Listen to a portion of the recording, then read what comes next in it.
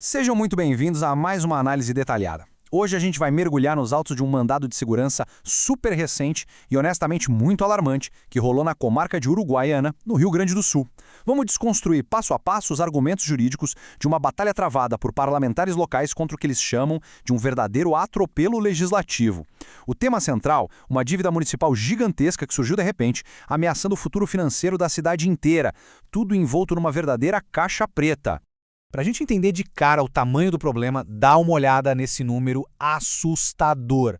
Mais de 21 milhões e 800 mil reais. É isso mesmo.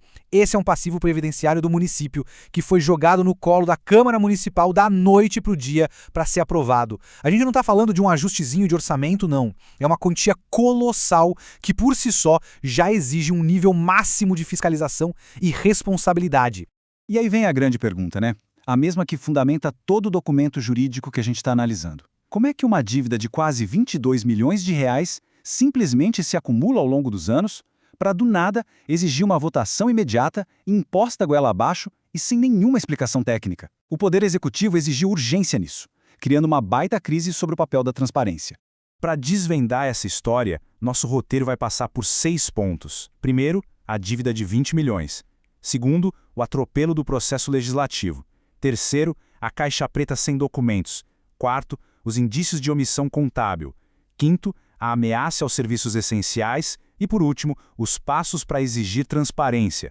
Ponto 1. A dívida de 20 milhões. O projeto de lei número 36/2026 pede autorização para parcelar aqueles 21 milhões em débitos previdenciários. Mas o que mais chama atenção é como eles querem pagar isso, e em até 300 parcelas mensais. Gente, isso significa amarrar as contas do município por um quarto de século. São 25 anos de endividamento usando o Fundo de Participação dos Municípios, o FPM, como garantia de pagamento. Ponto 2. O atropelo do processo legislativo. A ação judicial descreve um verdadeiro manual de como sufocar um debate. O roteiro foi o seguinte. Primeiro, meteram um pedido de urgência urgentíssima usando termos genéricos, sem explicar o porquê da pressa para uma dívida que já existia há meses. Segundo, ignoraram solenemente os pedidos formais por documentos. Terceiro, convocaram uma reunião extraordinária das comissões de forma totalmente irregular, sem as 24 horas de antecedência e bem no momento em que os vereadores de oposição estavam numa missão de fiscalização fora da cidade. O contraste aqui é gritante. O devido processo legislativo requer análise técnica, muito debate e clareza. Mas o que tentaram forçar foi um voto às cegas. Para fazer uma analogia bem simples, é literalmente como se obrigassem você a assinar o financiamento de uma casa de 25 anos de olhos vendados. Você não sabe a taxa de juros, não sabe o valor final e nem faz ideia de como a dívida daquela casa foi criada. É isso que essa tramitação a jato tenta impor, destruindo qualquer chance de controle social. E tem um detalhe no processo que é de cair o queixo. A reunião extraordinária para debater esse projeto milionário, por uma incrível coincidência, não foi transmitida ao vivo. Eles apenas gravaram internamente. Sem transmissão, o público fica no escuro. Numa decisão que afeta o bolso da cidade por décadas, esconder a reunião não prejudica só o trabalho da oposição, mas fere diretamente o direito do cidadão de saber o que estão fazendo com o dinheiro dos seus impostos. Vamos ao ponto 3. A caixa preta sem documentos. Os vereadores pediram uma série de documentos técnicos vitais que foram totalmente ignorados pelo Executivo. Não tem demonstrativo detalhando os valores, não tem parecer contábil, ninguém sabe de onde surgiu o passivo, não mostraram simulação das 300 parcelas, nem o impacto que isso vai ter no FPM. Eles basicamente queriam aprovar uma lei, sem nem entregar a memória de cálculo.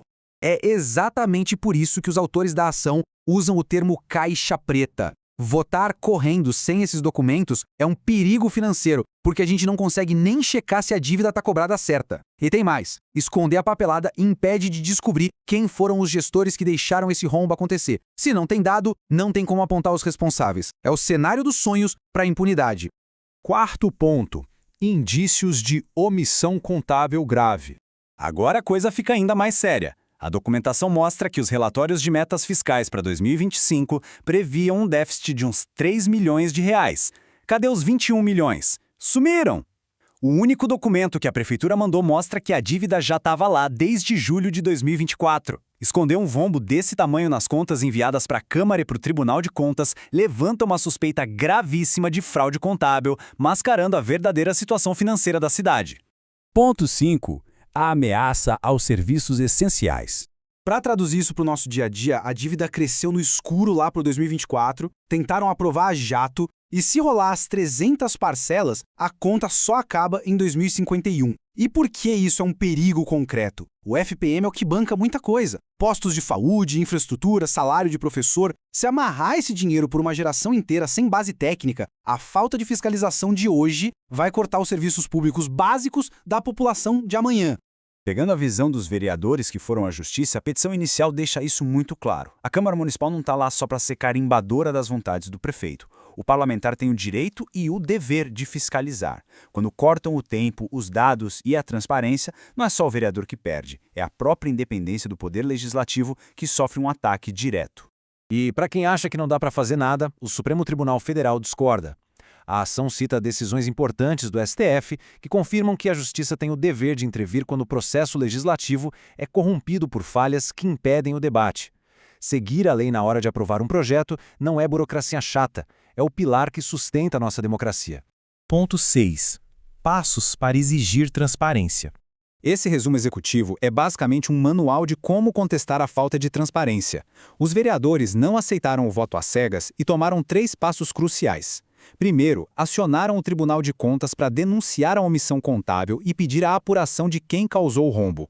Segundo, entraram com um mandado de segurança na Justiça para travar a tramitação ilegal. E terceiro, exigiram que nada avance sem a entrega de todos os documentos obrigatórios, acabando com a desculpa da urgência. E a gente encerra com a provocação que grita de dentro desses autos jurídicos. Se está tudo certinho, se os valores batem e se não tem nada para esconder, por que tamanho desespero para votar no escuro, sem documento e sem transmissão ao vivo? A resposta para essa pergunta é o que vai decidir o futuro do dinheiro público em Uruguaiana pelas próximas décadas.